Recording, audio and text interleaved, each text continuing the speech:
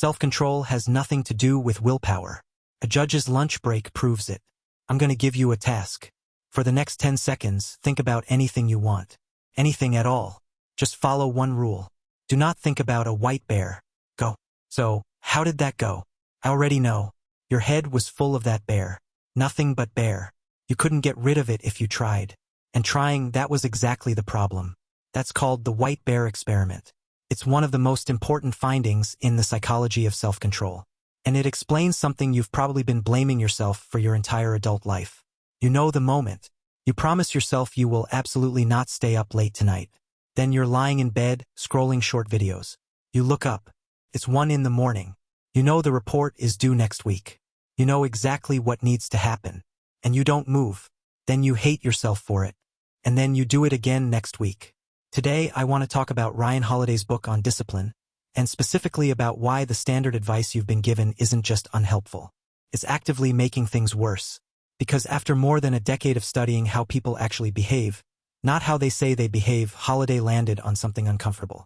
The people who stay disciplined for decades are not the people with the strongest willpower. They're running a completely different operating system. This isn't a pep talk. It's a set of building blocks you can physically assemble. And it's aimed at the single hardest problem any of us face. Knowing all the right answers and still not living well. Part 1, the willpower trap. Let's start with the pit almost everyone falls into. Call it the willpower trap. We're raised on a single story. Success takes persistence. Persistence takes willpower. So the moment we want to change something, our first instinct is always the same. I need to be harder on myself. Here's what that actually looks like. Imagine you're riding a bicycle. The chain is dry. The tires are half flat. And instead of oiling the chain or pumping the tires, you just pedal harder. And while you're pedaling, you scream at yourself. Why are you so slow? Why is this so heavy? Why can't you go faster? That's not discipline. That's a maintenance problem you've turned into a character flaw. Which brings us back to the bear. The paradox of willpower is this. The harder you suppress a thought, the harder it comes back. Tell yourself you can't have sugar, and your brain fills with the smell of cake. Tell yourself you must not be anxious, and you'll be more anxious than you were before you started. And then there's the part nobody warns you about. Willpower works like a phone battery. It's finite. Every use drains it. Think about your actual day. You force yourself out of bed. That costs something. You bite your tongue instead of snapping at someone. That costs something. You drag your attention back to work for 8 hours. You're nearly empty. Then evening comes. You collapse onto the sofa. And you know you should read that book.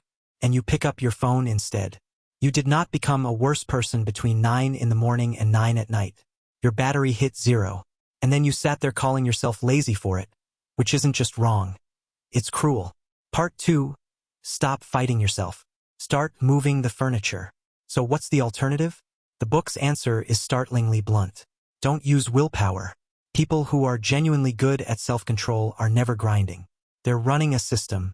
Think about elite basketball players at the free throw line. They don't sink shots by regulating their breathing and reciting a mantra each time.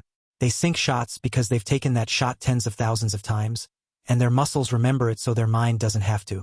Self-control works the same way. And here's the line I'd put on a wall. If something still requires you to persist, you're already close to quitting. The goal is to convert the things that need willpower into things that need nothing, as automatic as tying your shoes. So how do you actually do that? This is where the most useful idea in the book comes in. Call it the friction principle. We are products of our environment. We hate admitting this, but roughly 90% of your behavior is being pushed along by your surroundings rather than chosen by your character. You're not on the sofa scrolling because you're lazy. You're on the sofa scrolling because the phone is within arm's reach and the friction of picking it up is 0. You're not skipping the gym because you don't care about your health.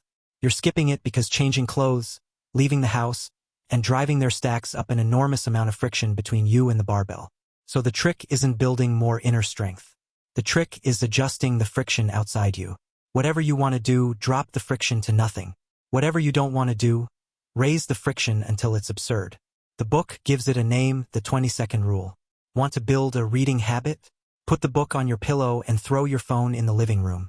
Picking up the book takes 0 seconds. Getting the phone takes 20. You will read. Not because you're disciplined. Because of geometry. Now flip it. Want to stop scrolling in bed? Unplug the charger. Lock the phone in a drawer in another room. You want it? Fine. Get out of bed. Put clothes on. Walk to the study. Unlock the drawer. Somewhere in that little journey, your rational brain comes back online and says, "Forget it. This is ridiculous. Go to sleep." Notice what just happened. You never had to fight yourself. And that matters because human nature loses that fight. Don't test your character. Design your environment so good habits are the path of least resistance and bad habits are a hassle. Water has no shape of its own. Pour it into a round cup, it's round. Pour it into a square box, it's square. Your job is to build the container, not to wander through the world naked and hope you're strong enough. Design the environment and self-control stops being painful. But there's still a hole in this and you already know what it is. Some days you just don't want to.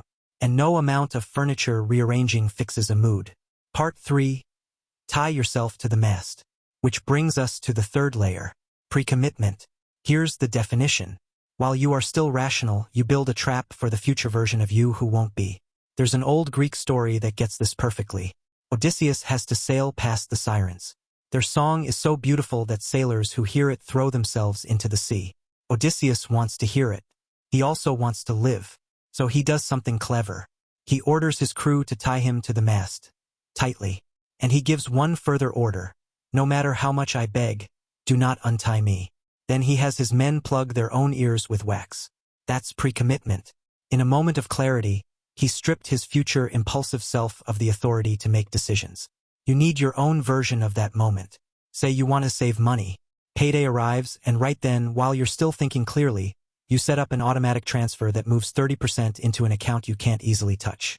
Weeks later, you're standing in front of some limited edition sneakers, absolutely aching for them, and you can't buy them. Not because you resisted, because the money isn't there. You can slap the counter and shout that you want them, and the system will calmly reply, insufficient funds. And here's the strange part. You won't resent it. You'll be grateful to the version of you from 3 months ago who saw this coming. Most of the time we don't fail because the goal was too big. We fail because we handed the decision to the worst version of ourselves. Be honest. How often do you make big resolutions late at night? Tomorrow I'm definitely going to. That's a decision made at the exact hour your willpower is at its weakest. Of course it doesn't hold. People who are actually good at this lock tonight's plan into place in the morning. When they're rested and fed and clear-headed. Call it golden hour locking. Decide when you're strong. Execute when you're weak. Part 4. Self-control is a physical problem before it's a mental one. At this point you might be thinking, fine, I understand all of it. I still can't get moving. I'm just tired. I'm just in a bad mood. Good. Because this is the part almost everyone skips, and it's the part that decides everything. Most people treat self-control as a psychological problem. It isn't. It's physiological first. You have a prefrontal cortex, that's the part running your self-restraint. You also have an amygdala, that's the part running your emotions. When you're hungry, exhausted, sick, or under heavy stress, your blood sugar drops and the prefrontal cortex effectively loses power. The amygdala takes the wheel, and you become, functionally, a very large toddler whose only available move is to have feelings at people. This is why diets collapse into binges.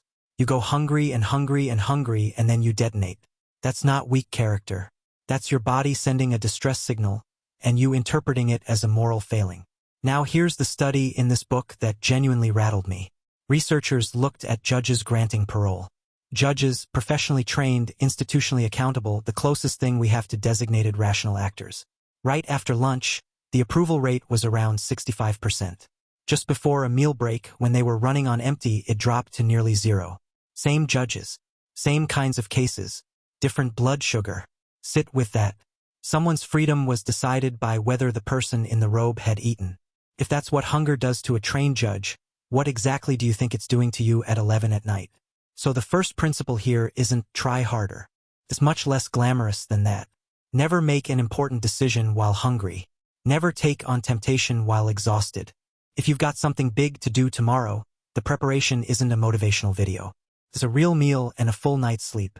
Your body is the power supply. It's the battery your willpower runs on. Full charge, you can go anywhere. Red light, you sit down and recharge. And that's not weakness. That's just knowing how the machine works. Part 5. Stop chasing goals. Change who you are. So you fixed the environment, cut off your own retreat, and started taking care of your body. Now we get to the last level, and the one that reframed everything for me. Identity. Think about how you normally set a goal. I want to quit smoking. I want to start running. I want to finish this book. Look at the grammar. The subject is I. The object is the cigarette, the run, the book, which quietly means, I am a person who does not run, and I am now going to go do a running-shaped activity. You've built opposition into the sentence. People who sustain this stuff for decades don't do that. They change the noun, not the verb. They don't say, I want to run. They say, I'm a runner. They don't say, I'm trying not to smoke. They say, I don't smoke. I look after my lungs. That sounds like word games. It isn't. It changes the failure condition entirely. When your identity is, I want to run, every day you run is a day you won, and the first day you skip, you failed. You feel it as defeat, and defeat is what makes people quit. But when your identity is, I'm a runner, a day without running feels physically wrong. Your reaction isn't guilt. It's, this isn't like me. And that's the whole trick, because your behavior automatically drifts toward your identity. So stop staring at the outcome. If you want to lose weight, stop weighing yourself daily and start asking, what would a healthy person eat right now? What would a healthy person do with this next hour? If you want to be well-read, don't force 10 books a day. Ask what someone who reads does at this exact time of night. Would they be scrolling? No, they'd pick up the book again. Every small choice you make is a vote for the identity you want. You got up early once, that's one vote for the disciplined version of you. You closed the garbage video, one vote for the healthy one. Cast enough votes and the identity welds itself onto you. And at that point you don't need self-control at all. Because it isn't a behavior anymore. It's just who you are. Closing. Look at the whole path. Stop relying on willpower. Design your environment. Pre-commit while you're clear-headed. Take care of the physical machine. And finally, rebuild the identity underneath all of it. That's a complete system. And notice what it is not.